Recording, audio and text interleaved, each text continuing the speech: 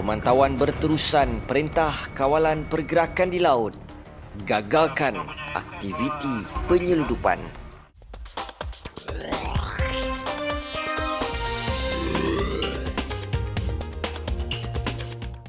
Assalamualaikum dan salam sejahtera.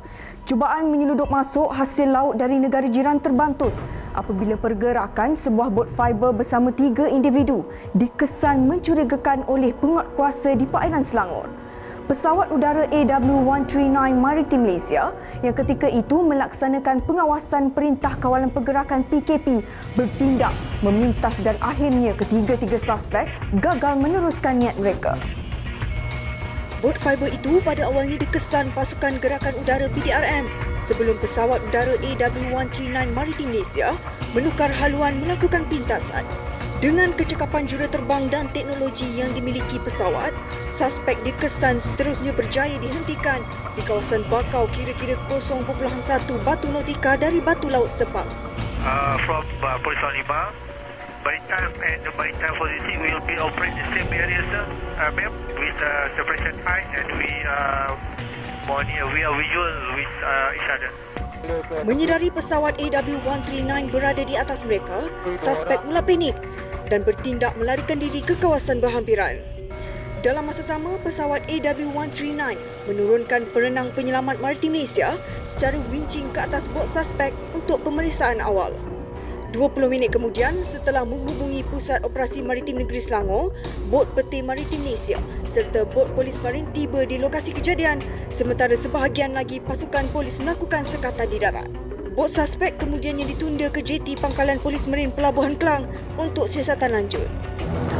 Dan apabila kita turun, kita dapati bahawa barang yang cuba diseludup oleh penyeludup ini adalah merupakan barang perikanan.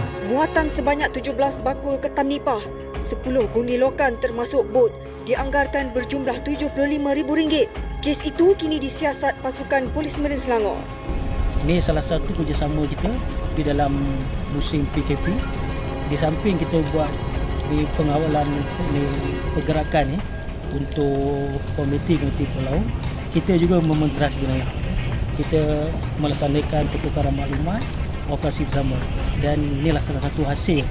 Maritim Malaysia akan terus memberi kerjasama seperti ini untuk agensi sahabat seperti PPM bagi menyekat kegiatan jenayah khasnya di kawasan persisir pantai. Apabila saya sendiri turut serta dalam operasi bersama ini, saya tengok memang FMM mempunyai satu pasukan yang tetap. Dan itu sebabnya saya begitu yakin untuk winching turun bersama-sama dengan anggota AW139 untuk kita pergi kepada sasaran yang telah kita kenal pasti tadi. Sepanjang tempoh Perintah Kawalan Pergerakan, Maritim Negeri Kedah dan Perlis bersama beberapa agensi sahabat memantau keberadaan kapal layar asing di sekitar perairan Langkawi. Selaras dengan keliling pelabuhan dari Jabatan Laut Malaysia, kapal layar asing tidak dibenarkan memasuki perairan Malaysia dalam tempoh PKP. Maritim Malaysia telah memeriksa kira-kira 10 buah kapal layar di mana kapal tersebut telah berada di perairan Langkawi sebelum arahan PKP dikeluarkan. Bagi tujuan pencegahan wabak COVID-19, kru kapal layar tersebut tidak dibenarkan mendarat dan perlu berada di kawasan kuarantin yang telah ditetapkan oleh Jabatan Laut Malaysia. Maritim Malaysia turut berharap agar setiap marina kapal layar tidak menerima kehadiran kapal layar asing ke perairan Malaysia sehingga tamat tempoh PKP. Setelah selesai operasi khas Raja Laut, KM Satria selamat tiba di JT Maritim Negeri Johor pada 2 April lalu. Ketibaan KM Satria telah disambut oleh Timbalan Pengarah Operasi Maritim Negeri Johor, Kapten Maritim Sanifah Yusof bersama pegawai dan anggota Maritim Negeri Johor. Terdahulu, KM Tegas yang berpangkalan di Zon Maritim Tanjung Sedeli yang turut melaksanakan operasi khas Raja Laut telah selamat tiba pada 1 Mac lalu. Sebagai langkah keselamatan penularan wabak COVID-19, kesemua anggota KM Satria akan terlebih dahulu dikuarantin dan diperiksa oleh Wakil Kementerian Kesihatan Malaysia. Beralih ke berita cari lamat. Seorang lelaki Azli 48 tahun dilaporkan hilang ketika keluar menjaring ikan di perairan Sementa Kapar Selangor lebih kurang jam 5 pagi 31 Mac yang lalu. Isteri mangsa berkata mangsa seharusnya pulang ke rumah pada jam 12.30 hari. Sejurus menerima laporan, Maritim Malaysia mengaktifkan operasi cari lamat dan mengatur gerak aset ke lokasi kejadian.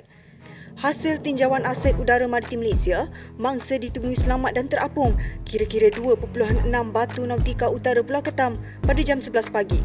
Manakala bot fiber yang dinaiki dalam keadaan terbalik dan separuh tenggelam akibat dipukul ombak.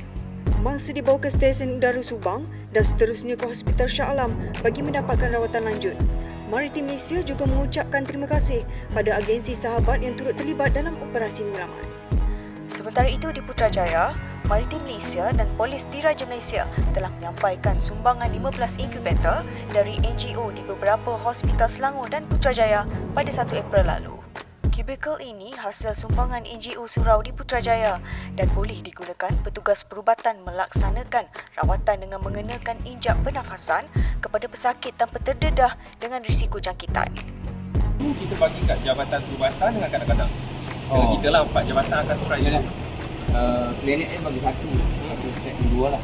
Menurut Ketua Pengarah Maritim Malaysia, Laksmana Maritim Datuk Muhammad Zubil Maksum, sumbangan ini adalah sebahagian kerjasama Maritim Malaysia bagi memudahkan pasukan perubatan dalam menghadapi penularan wabak COVID-19 ini. Sekian sahaja paparan rangkuman berita ini. Kepada anda di luar sana, sila patuh arahan PKP. Hazrin Azraidin, MCJ Report.